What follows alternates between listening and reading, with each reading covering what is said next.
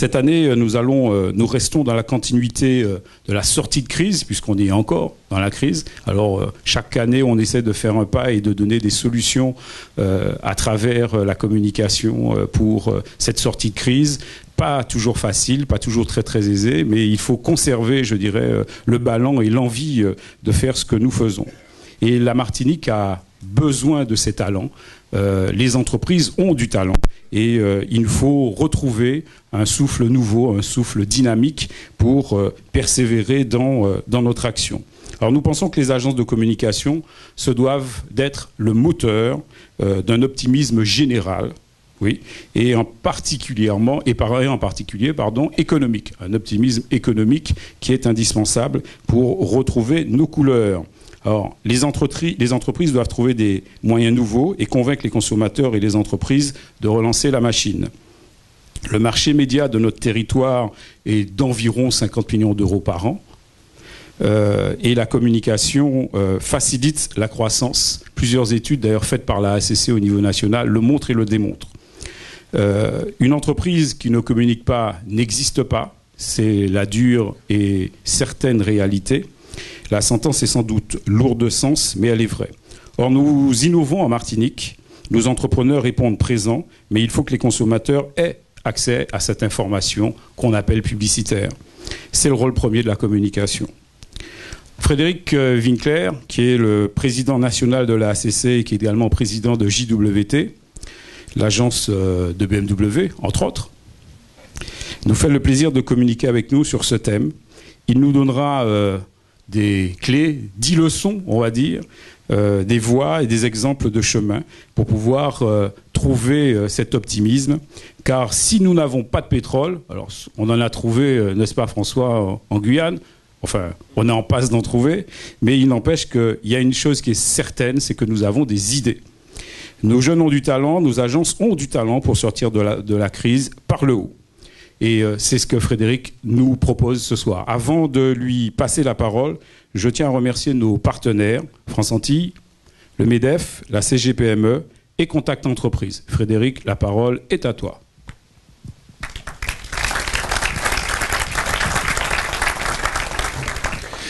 Merci Franck. Alors quelques mots de précaution avant de commencer. On est vendredi soir, vous devriez être en train de boire un petit punch et à la place de ça vous allez malheureusement devoir m'écouter, mais j'ai une petite vengeance à prendre puisque apparemment c'est capté pour l'internet, c'est-à-dire que mes arrière-petits-enfants vont voir, si je raconte des bêtises, vont le voir, donc j'aimerais m'adresser à mes arrière-petits-enfants et leur demander de m'excuser des bêtises que je vais dire ce soir. Parce que je vais en dire, parce que j'ai deux problèmes. Le premier, c'est que je suis un publicitaire, et le deuxième, je suis parisien. Donc ça fait de moi le genre de beau-fils que vous ne souhaitez pas avoir et vous venir rentrer dans vos familles. Je suis forcément arrogant et abus de moi-même. Et j'ai un problème ce soir, c'est que pour parler d'optimisme, notamment aujourd'hui, il faut être un peu fou. Je ne sais pas si vous avez ouvert vos journaux récemment. Moi, j'ai arrêté d'en lire beaucoup parce que je trouvais ça terriblement déprimant. Que ça soit à la télévision, que ça soit à la radio, que ce soit dans la presse. On aime porter les mauvaises nouvelles. Je ne sais pas pourquoi, il paraît que ça fait vendre, je ne suis pas sûr. Je pense que ça montre plutôt des frustrations de personnes qui travaillent aujourd'hui. Mais surtout, entre l'optimisme et la béatitude stupide, il n'y a qu'un pas à franchir. Et surtout venir et donner des leçons d'optimisme, ça peut souvent déraper assez rapidement. Moi, je crois que l'optimisme n'est pas de la béatitude, c'est quelque chose d'extrêmement nécessaire, mais surtout c'est quelque chose d'extrêmement réaliste aujourd'hui. Alors est-ce que je suis complètement barjot? Certainement. Mais je vais vous dire, si ça se branche, pourquoi. Et ce que j'aimerais pouvoir faire aujourd'hui, c'est effectivement, comme Franck l'a dit, on n'a toujours pas de pétrole. C'est peut-être une bonne chose, sinon on vivrait dans des Hummers de 18 mètres de long avec des poignées dorées. Et ça, franchement, c'est quand même pas très chic. Donc, notre seule chance, c'est les idées. Et ce dont je vais vous parler ce soir, c'est finalement un type d'innovation qu'on oublie beaucoup en France. En France, quand on parle d'innovation, on pense tout de suite à des labos de recherche avec des chercheurs extrêmement qualifiés, on fait des grandes études et qui nous coûtent beaucoup d'argent et qui nous permettent de faire des choses fantastiques parce qu'on a des ingénieurs parfaits. Sauf que ça coûte beaucoup d'argent et ça prend beaucoup de temps. L'innovation dont j'aimerais vous parler aujourd'hui, c'est l'innovation qui n'est pas technologique, qui peut se servir de la technologie, mais c'est l'innovation par la créativité et par les idées. Et ça, ce que ça donne, c'est des choses qui sont intéressantes parce qu'elles sont rapides à mettre en œuvre. C'est qu'on a des étudiants ici, on a aussi des annonceurs, on a aussi peut-être éventuellement des personnalités de l'État. Et vous allez voir que vous avez des choses qui sont faciles à mettre en œuvre, qui sont des nouvelles manières de réfléchir, de nouvelles manières de penser nos produits et nos services, mais qui font qu'on a aujourd'hui des bonnes raisons de garder le sourire. Moi, je pense qu'on vit dans une époque finalement qui est bien meilleure qu'il y a 30 ou 40 ou 50 ans. Alors effectivement, c'est même avant la crise du pétrole. Pourquoi ? Parce que finalement, on a des sources d'idées aujourd'hui qui ne demandent pas des recherches technologiques effarantes. On a des moyens de transformer une économie qui sont juste là. D'autres le font, donc pourquoi pas nous ? Et ce que je vais faire, alors plutôt que de vous les lire les unes à une, voilà un peu le programme de les 3 quarts d'heure qui viennent. Mais je vais commencer par la première. Succès, succès, succès. Moi, je crois très profondément, et c'est comme ça que je travaille dans mon entreprise, dans mon agence, et c'est quelque chose de bizarre à dire, parce qu'en France, on passe beaucoup de temps à regarder ses échecs. On est très obsédé par l'échec. On est tellement obsédé par l'échec que quelqu'un qui a monté une entreprise et qui se plante ne peut plus le faire. Ou il ne peut plus avoir de crédit. Il ne peut même plus louer une maison. Donc l'échec est quelque chose qui colle pour nous Français parce que ça nous obsède. Vous aurez remarqué, et vous le faites certainement dans votre entreprise, que quand il se passe quelque chose de mal et que vous avez un échec, vous l'analysez à mort. Moi, j'ai passé des années à analyser ce qu'on faisait de mal. Pourquoi on perdait une compétition ? Pourquoi cette campagne n'avait pas marché ? Alors, ce qui se passe, du coup, c'est qu'on a des recettes incroyables pour perdre. Donc, la majorité des entreprises passent leur temps à analyser les échecs, c'est-à-dire à comprendre pourquoi ça ne marche pas. Alors, on comprend pourquoi ça ne marche pas, mais on ne comprend pas ce qu'il faudrait faire pour que ça marche. Et ce qui se passe très souvent, c'est qu'on passe tellement de temps à analyser les échecs qu'on oublie les succès, qu'on oublie de comprendre qu'est-ce qui fait que ça marche. Donc ce que j'aimerais faire dans cette présentation, c'est vous montrer, non pas 10 leçons, parce que ce serait un peu prétentieux de ma part, mais ce que j'ai fait, c'est que j'ai analysé pour vous certaines des choses qui fonctionnent aujourd'hui, en me demandant la chose suivante, c'est pourquoi ça marche. Il y en a d'autres, il y en a certainement plein que j'ai oubliés. Mais j'ai trouvé 10 choses ou 9 choses qui fonctionnent. Parce que de ces choses-là, quand on les analyse, quand on regarde, il y a des leçons très directes que l'on peut prendre sur notre manière de fonctionner aujourd'hui, sur la manière de former nos jeunes, sur la manière de constituer nos entreprises. Et c'est ce que je vais essayer de partager avec vous aujourd'hui. Et ce qui est intéressant aujourd'hui, c'est que si vous y réfléchissez, on n'a pas eu de période depuis très longtemps, si vous prenez les 5 dernières années, le nombre de succès qui ont été créés de zéro, le nombre de succès mondiaux qui ont été créés est colossal. Et non seulement ce nombre de succès est incroyable, mais en plus, ils n'ont jamais été aussi rapides dans notre histoire.